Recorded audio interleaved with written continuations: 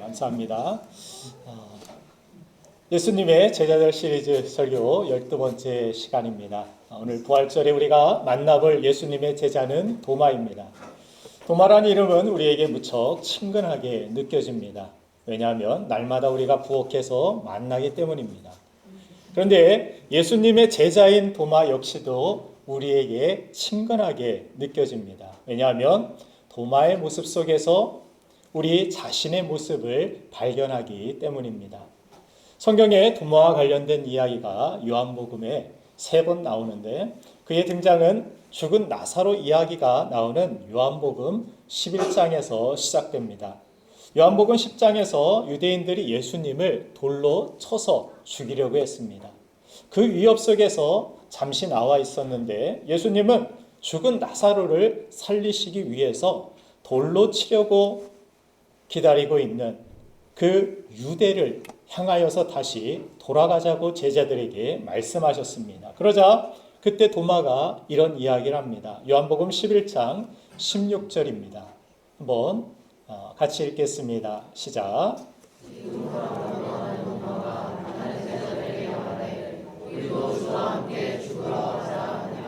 아멘. 우리도 다 가서 죽어버리자. 도마가 그렇게 이야기를 했습니다. 언뜻 보면 예수님 따라서 다 같이 그곳에서 돌에 맞아 죽자는 의리 있는 말 같지만 사실 도마는 예수님이 십자가를 지실 때 십자가 근처에도 오지 않았던 너무나도 현실적인 사람이었습니다. 예수님이 분명 나사로를 살리러 가신다라고 말씀하셨는데 도마는 거기에서 다 함께 죽자라고 이야기를 합니다. 무슨 이야기입니까? 약간은 빈정거림이 섞여 있는 것입니다. 예수님이 저렇게 말씀하시는데 뭐 어쩌겠어, 다 같이 가서 죽어버리지. 그 무서운 유대인들이 돌을 들고 쫓아올 텐데 다 가면 뻔히 우리도 돌에 맞아 죽게 생겼는데 예수님은 그곳에 굳이 가시자고 하시네. 참 비현실적이다라는 뉘앙스를 가지고 이야기한 것입니다. 도마는 겉으로 돌아가는 상황만을 바라보고 판단하면서 쉽게 포기하고 부정적으로 말하는 사람이었던 것입니다. 성경은 우리가 상황만 바라보며 냉소적이고 부정적인 현실주의자가 되지 말고 죽음의 벽도 뛰어넘는 부활신앙을 가진 믿음의 사람이 되라고 말씀하십니다. 그런데 막상 우리도 현실 속에서 부딪히는 상황들 속에서 하나님이 없는 것처럼 말하고 행동하고 살아갈 때가 많이 있습니다. 그런 우리의 모습을 도마를 통해서 우리는 발견하게 되는 것입니다. 현실과 믿음 사이에서 도마의 이야기는 우리에게 도전이 됩니다. 두 번째 도마의 모습은 요한복음 14장에서 등장합니다. 요한복음 14장은 예수님께서 십자가 죽음을 앞에 두시고 제자들에게 하신 마지막 설교 중에 하나입니다. 예수님은 이제 곧 하늘에 가서 처소를 예비하고 올 터이니 근심하지 말라라고 말씀하셨습니다. 그러자 제자들은 예수님께서 떠나신다라는 말씀에 불안해하기 시작합니다. 그때 도마가 불쑥 이런 이야기를 합니다. 요한복음 14장 5절 말씀입니다. 한번 같이 읽겠습니다. 시작.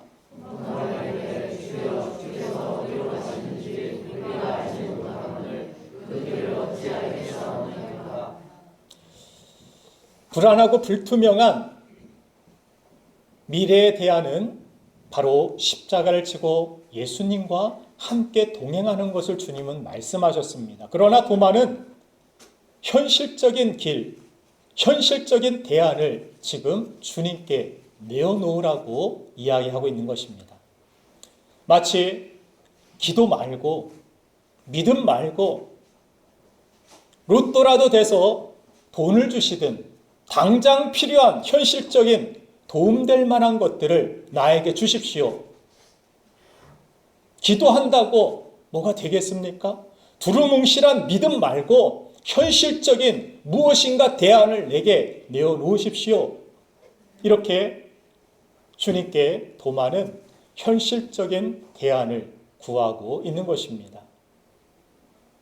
우리도 어찌 보면 이 세상 살아가면서 믿음보다 기도보다 현실적인 무엇인가가 더 갈급하고 더 소중하게 느껴질 때도 많이 있습니다.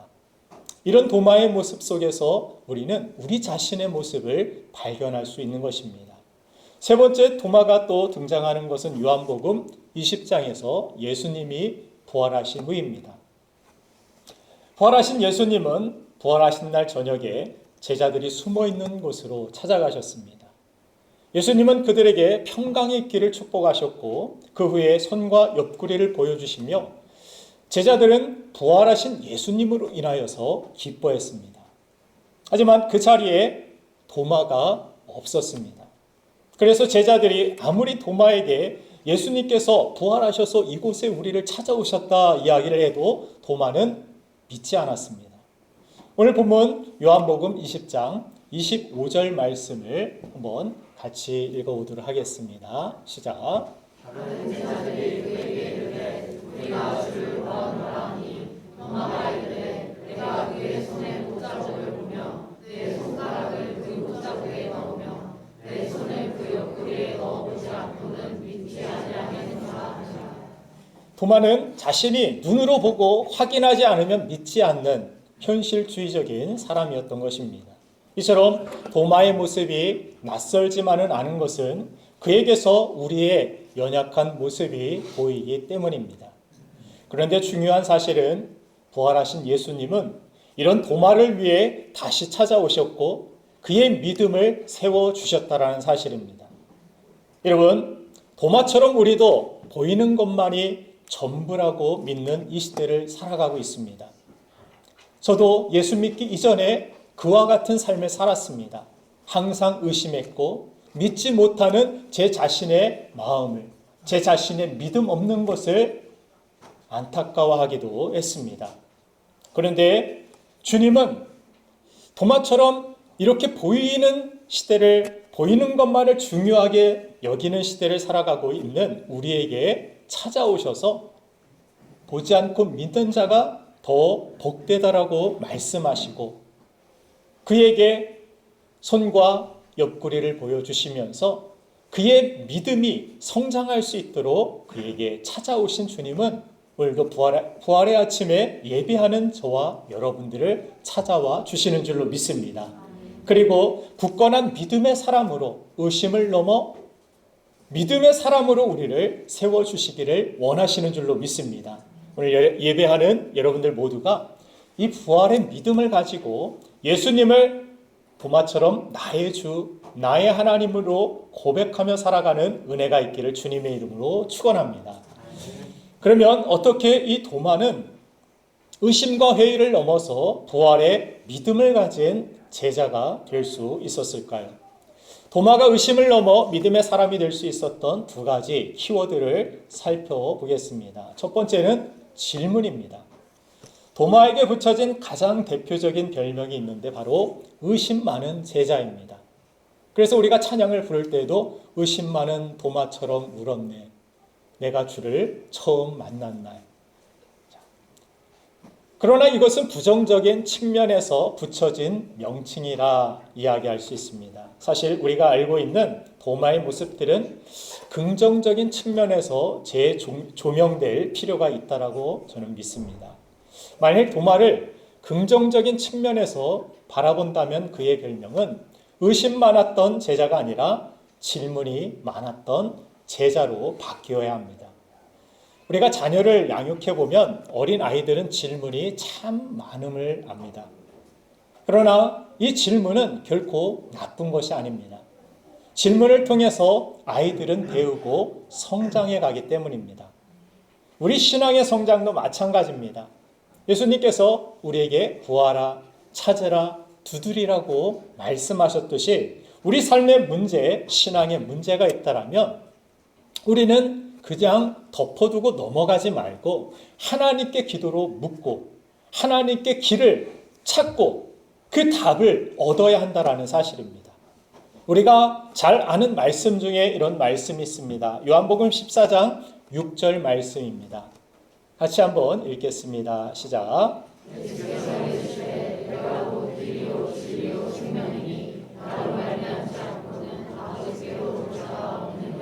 아멘. 그런데 이 보석과 같은 진리의 말씀이 바로 도마의 질문으로부터 나온 것임을 여러분들 아십니까? 도마의 질문이 없었다라면 예수님께서 이런 대답을 하시지 않았을 것입니다.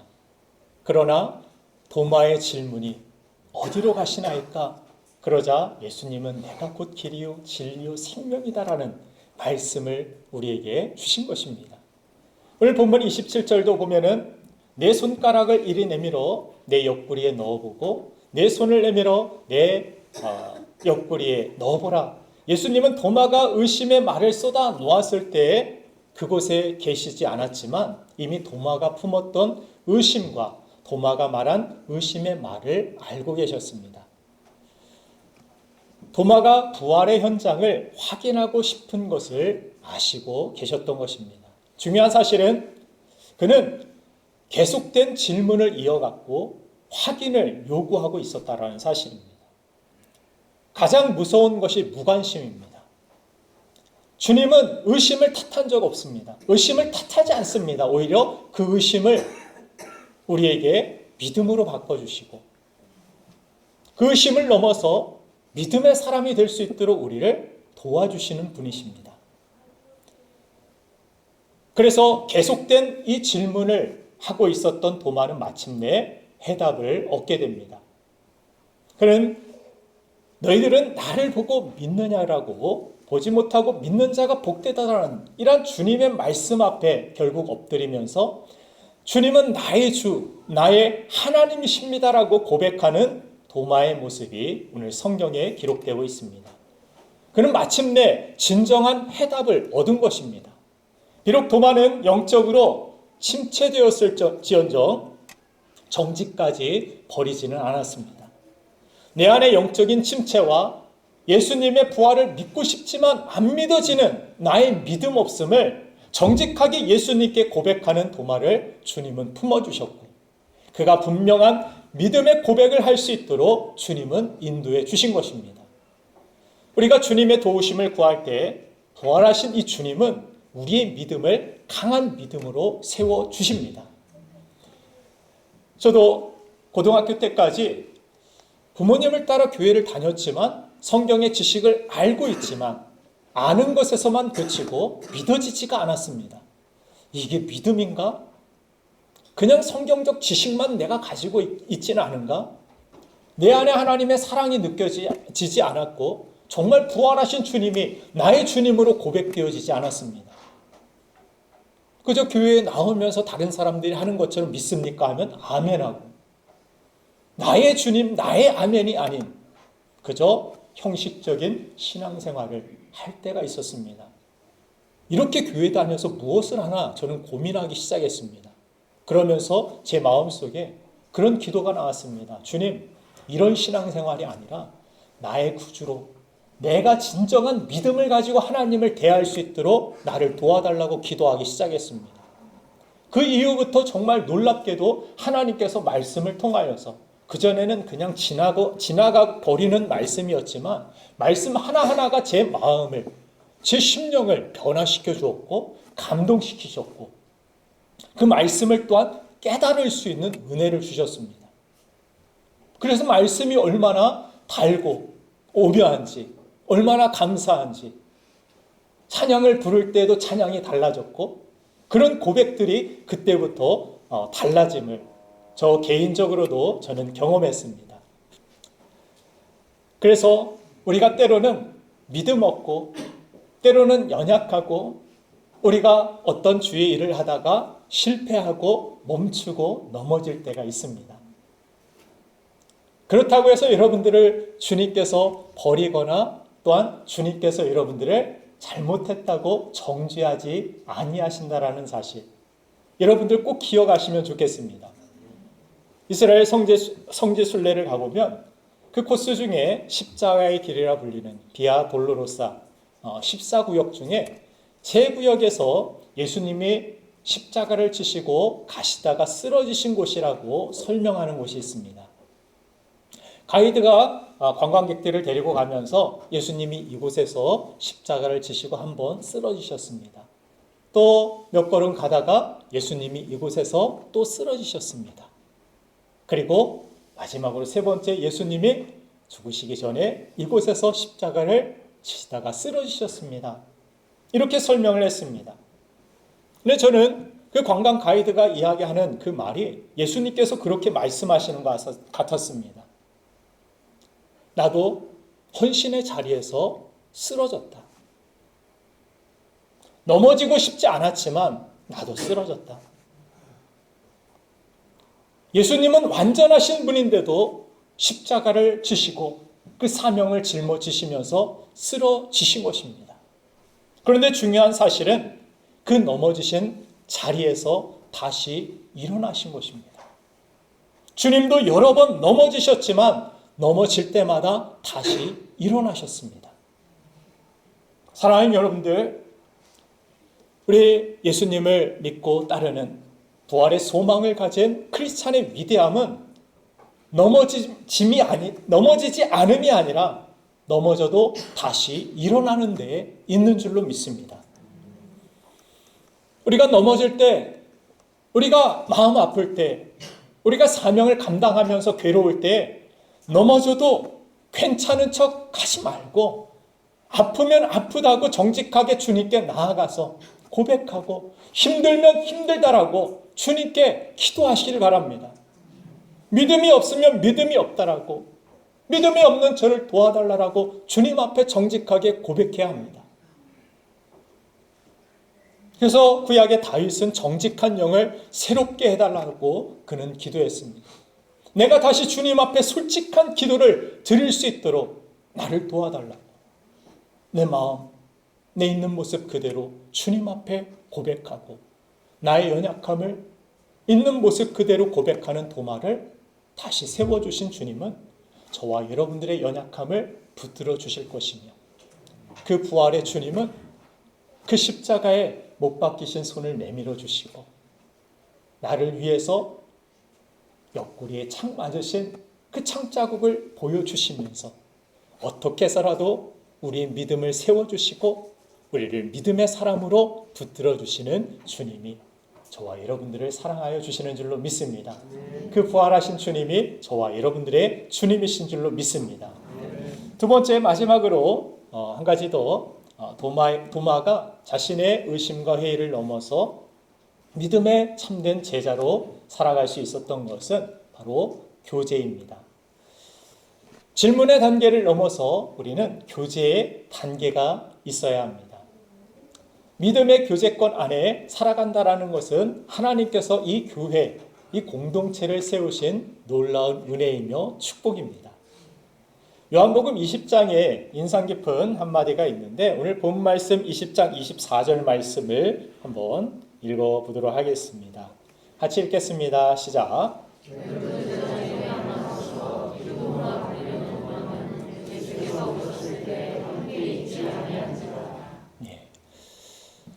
디두모라 하는 도마는 뭐라고 설명을 합니까? 예수께서 오셨을 때 함께 있지 아니한 사람이었다.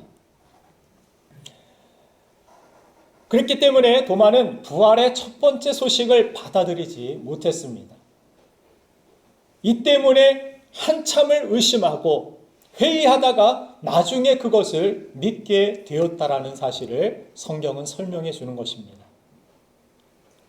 도마의 문제는 예수님이 계셨을 때 제자들과 함께 있지 않았다라는 데 있습니다. 다 있는데 도마는 도대체 어디 갔을까요? 칼과 같이 있었던 것인지, 우리 중고등부는 빠르던데 반응이 좀 늦게 오시네요.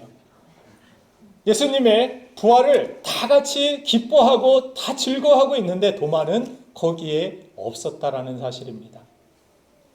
신앙의 가장 중요한 점은 있어야 할 곳에 있는 것입니다. 그 후에 도마는 제자들의 모임과 집회 때마다 아마 열심히 주의 은혜를 놓치지 않으려고 참석했던 것 같습니다. 사도행전에 보면 120문도의 모임에도 도마의 이름이 등장합니다.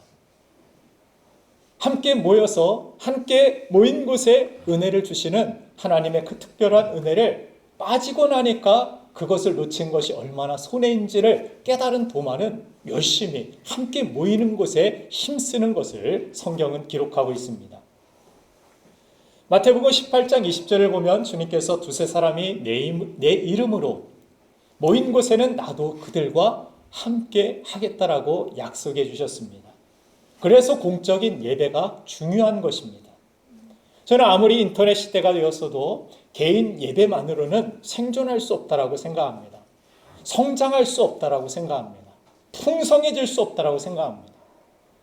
어떤 사람들은 인터넷이 발달하니까 앞으로는 사이버 교회만 생기고 사람들이 다 편리한 생활을 원하기 때문에 교회는 다 사라지지 않을까 이런 이야기를 하지만 저는 결코 그렇게 생각하지 않습니다.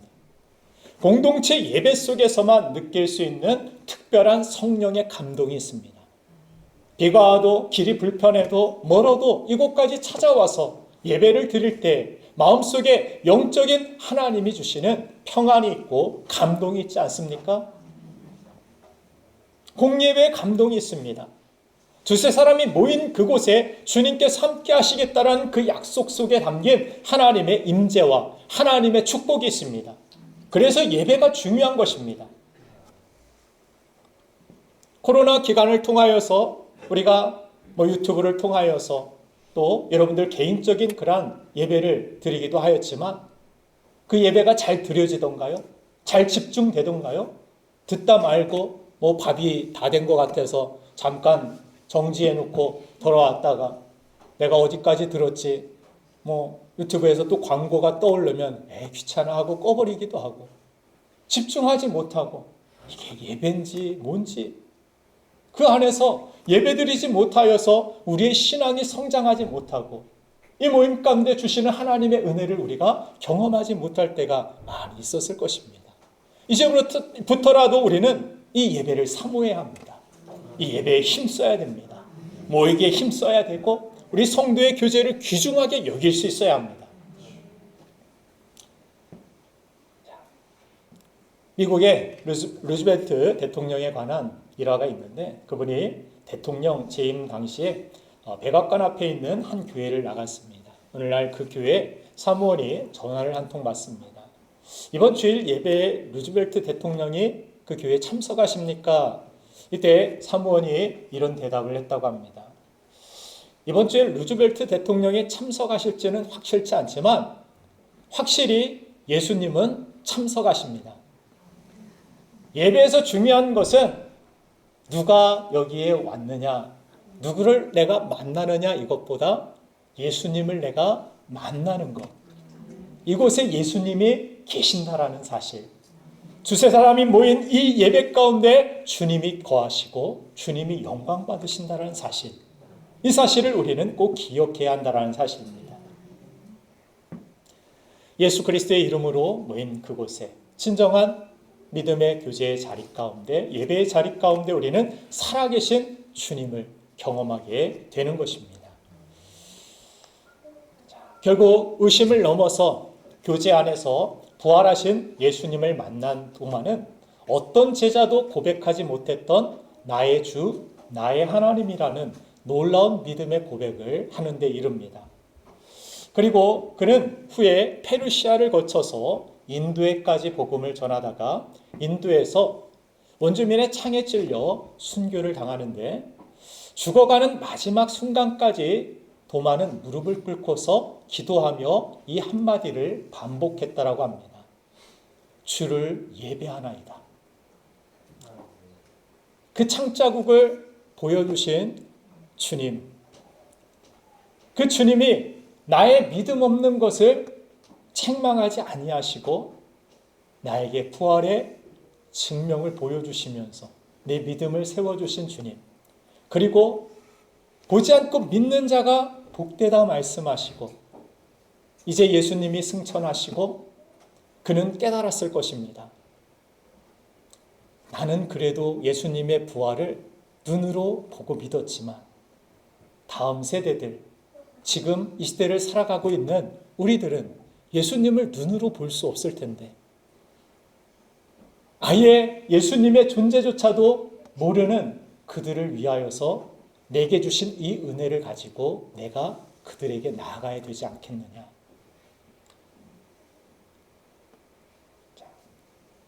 예수님의 예자도 들어보지 못한 그 인도에 찾아가서 복음을 전했을 때 지금도 인도에서는 타 종교를 믿으면 아버지가 돌로 쳐서 자녀를 죽이기도 합니다. 그런 곳에 찾아가서 예수님의 부활을 전하고 예수님의 사랑을 전했을 때 얼마나 두렵고 떨렸을까요? 그럼에도 불구하고 주님이 나에게 주신 이 부활의 놀라우신 은혜와 그 사랑이 너무나도 감사하고 또한 이 사랑을 모르는 그들이 나와 같은 그러한 모습을 가지고 주님을 모른 채 살아가고 있는 그들이 그 마음의 아픔으로 다가와서 그것이 그의 사명이 되어서 마지막 순간까지도 주를 예배하고 나의 주, 나의 하나님, 그 하나님을 증거하는 사명의 삶을 그는 살아갔던 것입니다. 사랑하는 여러분들, 오늘도 주님께서는 교제의 자리, 예배의 자리에서 살아계신 주님을 우리가 경험하기를 주님은 원하시며 또한 그 주님을 경험하고 우리가 주님을 알지 못하는 그 누군가에게 찾아가서 살아계신 주님의 부활의 증인이 되는 우리의 삶, 참된 주님을 따르는 제자가 되기를 원하시는 줄로 믿습니다. 사도 도마의 삶이 남긴 이 감동과 이 도전이 우리를 향한 주님의 도전이 될 수 있기를 주님의 이름으로 축복합니다. 우리가 부활의 생명을 가지고 나만 그 생명을 누리는 사람이 아니라 많은 사람들에게 그 생명을 나눠줄 수 있는 거룩한 주님의 제자, 그것이 도마였고 저와 여러분들이 걸어가야 할 믿음의 길, 십자가의 길인 줄로 믿습니다. 이 시간 잠시 기도하겠습니다. 살아계신 주님,